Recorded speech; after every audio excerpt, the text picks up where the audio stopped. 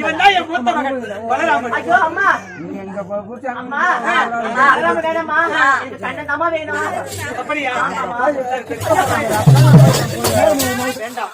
பொறுமையா நம்ம ஊத்து தயிர் வாங்கி போக மாட்டானா? அவளுக்கோ ஒரு மகன் வேணாமா எனக்கு கண்ணன் தாமா வேணும். என்ன பார்த்தா என் தம்பி கண்ணனா தான் பார்க்க முடியும். சரி, அப்படி இருந்தா வந்துக்கிறாவா அவருடைய குழந்தை இறந்து விட்டதா? ஒரு மகன் பிறந்து அதனால ஐயோ பாவம் செத்து போட்டா. ஆமா, அடுத்தது நான் தான் போறேன். அப்படிதான் சொல்லக்கூடாது. அதனால சரி சரி, அவருடைய பாஸ்தானத்திலே பால் கட்டி கொண்டிருக்கிறதா? அதனால பால் அருந்து வேண்டும் என்று உரைத்திருக்கிறார். பால் எதிர கட்டிக்கிட்டா பாட்டா ஆளாதா?